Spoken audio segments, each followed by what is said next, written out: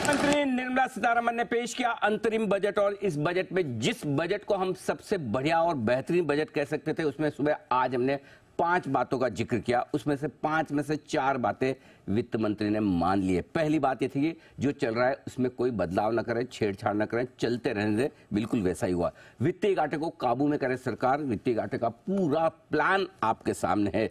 Capex पर जोर रखे, तीसरी बात थी, बिल्कुल होता दिखा।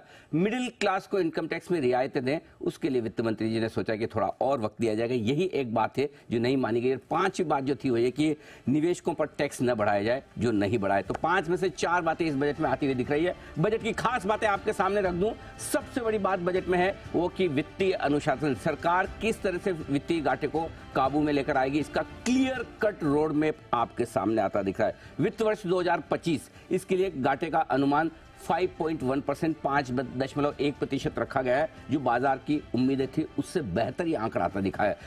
वित्त वर्ष 2026 तक अनुमान था कि 4.5% तक वित्तीय घाटा लाया जाएगा। वित्त मंत्री ने साफ साफ कहा है 4.5% से नीचे रखने का इरादा है। यह सबसे बड़ा आंकड़ा है जो बाजार को पसंद आएगा। दूसरा सबसे बड़ा आंकड़ा जो पसंद आने वाला है वो है कैपेक्स का।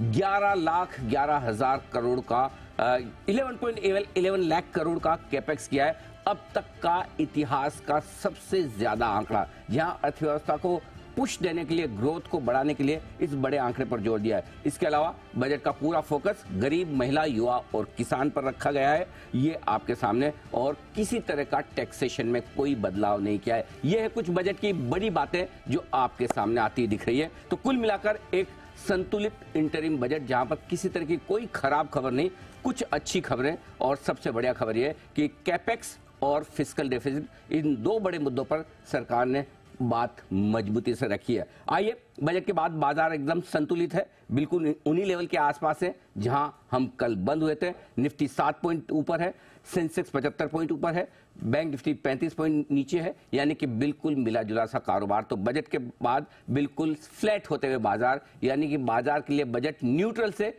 थोड़ा पॉजिटिव साइड